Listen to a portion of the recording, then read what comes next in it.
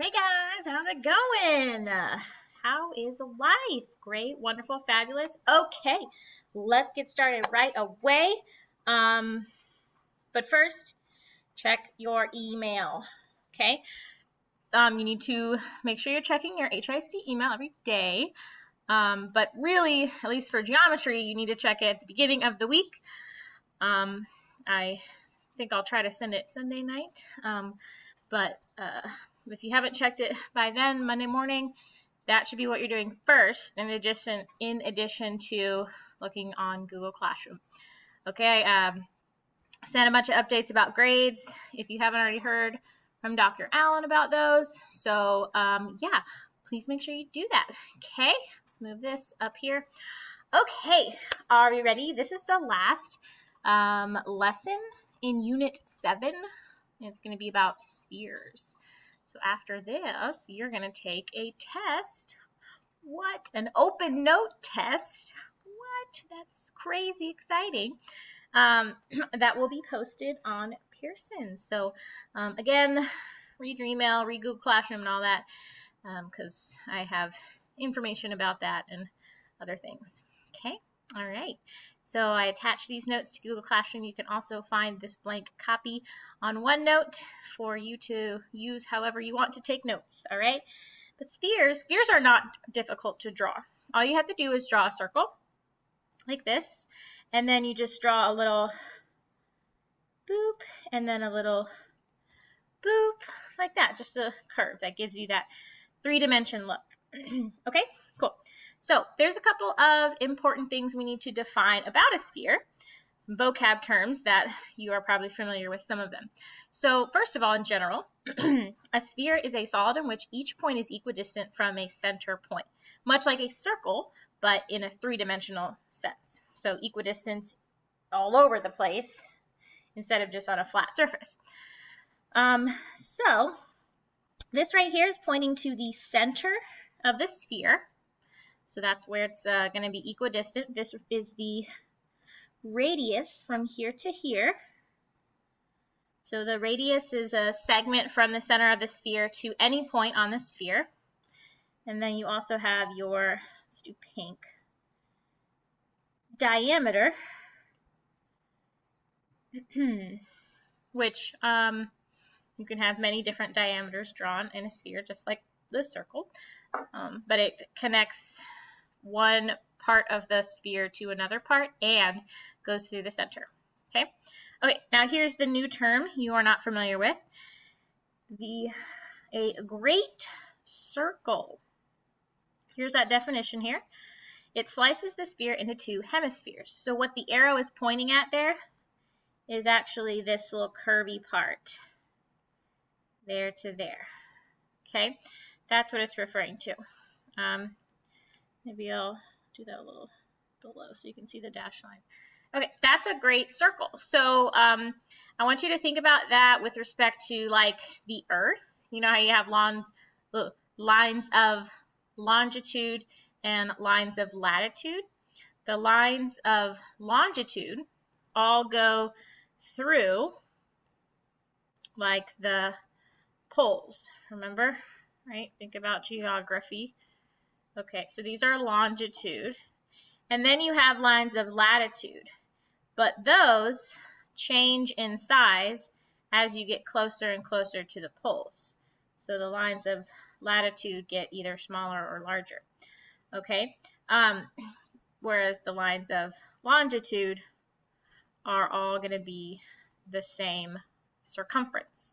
So all of the lines of longitude on the Earth are considered great circles because they divide the sphere into two equal hemispheres.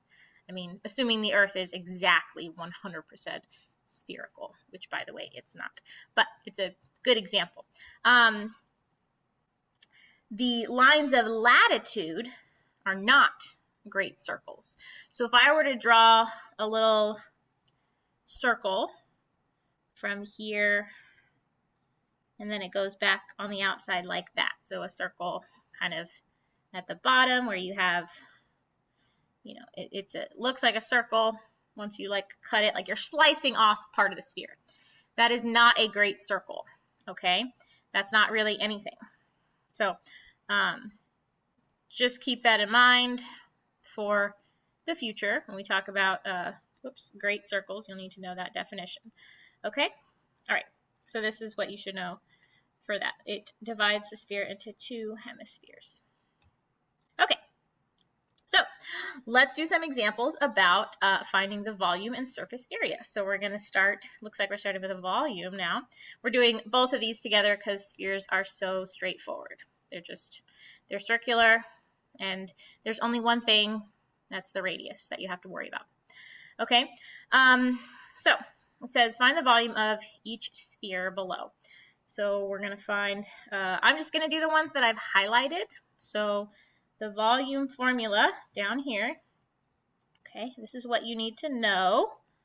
So make sure you have that somewhere visible when you're taking your quiz. You can reference it. But it is 4/3 pi r cubed, okay? Cubed. Very important there. So I'm going to plug in what I know. That's my radius. So 4/3 pi times 7 cubed. And then you just plug that into the calculator. I'm going to want this in terms of pi. Now, I'm going to try to pull up, let's see if I can pull up graphing calculator that hopefully looks a lot like your graphing calculator. But if not, then you can always Google it. Desmos is a good one to use, but it doesn't really look like what you're used to. Let's see.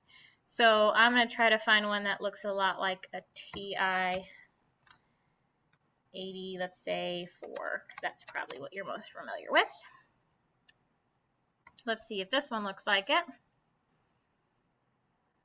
Graphing calculator, please and thank you. Okay, this does not look like it. Well, we can still use it. Let me see if there's another one though.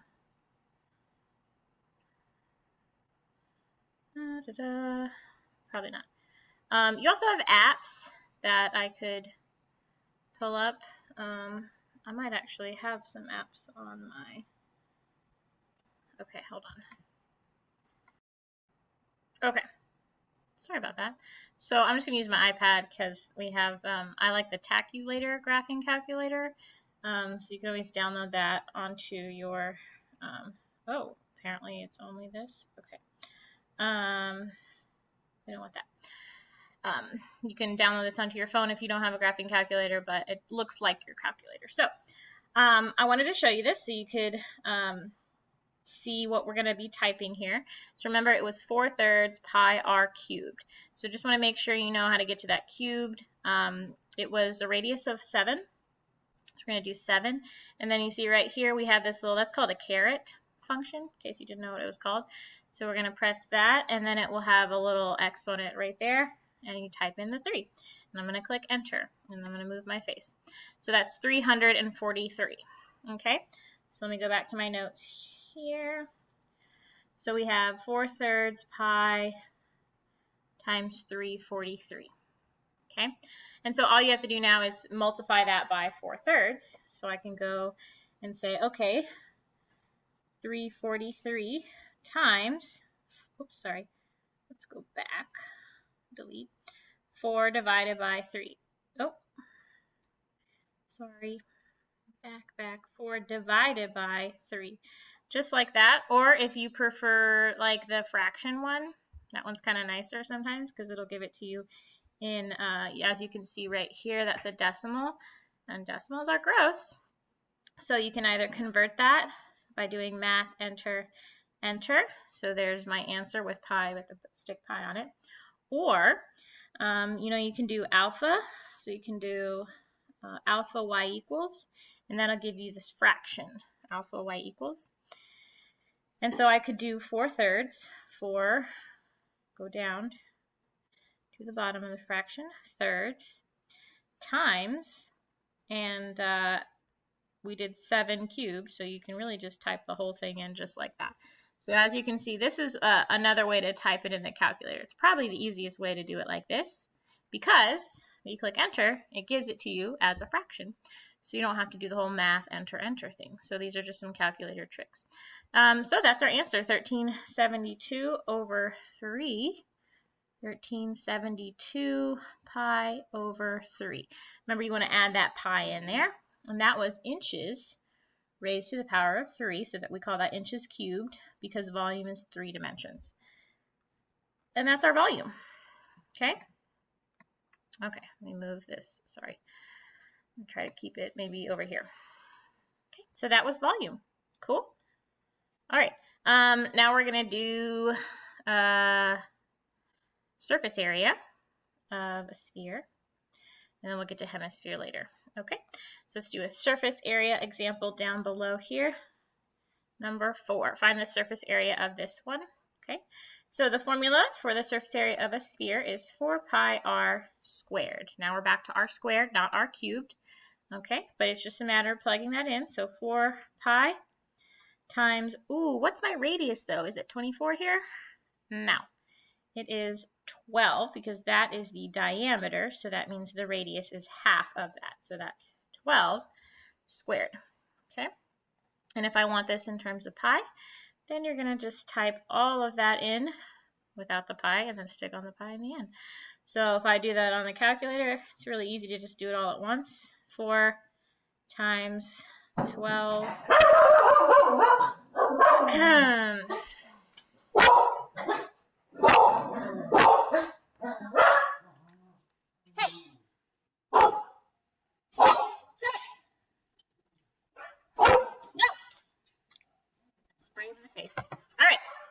Anyway,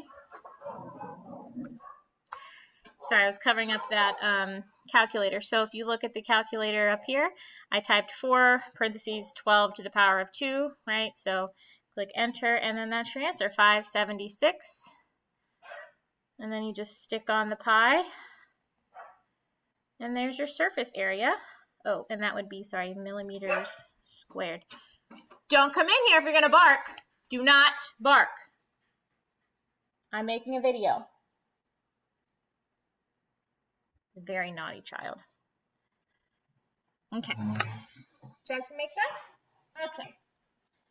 Want to say hi to this little demon? Okay. Say hi to everybody. Hello. My name is Miko.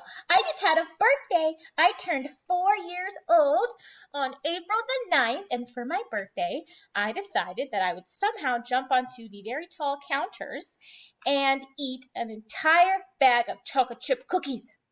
Is that what you did? Yes. Yes. This is my good dog. Ow. Copper. No barking. Stop it. Okay. Okay. All right. I'm going to pause here. So then the next video we'll do hemispheres. Okay. And then we'll do some fun problems where we have multiple figures together. Those composite ones. Sounds fun, right?